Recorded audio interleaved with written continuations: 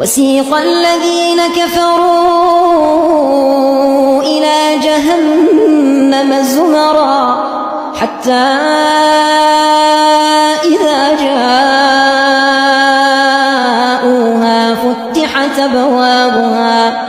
وقال لهم خزنتها ألم يأتكم رسل منكم يتلون عليكم آيات ربكم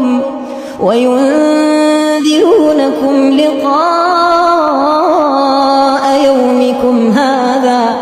قالوا بلى ولكن حقت كلمة العذاب على الكافرين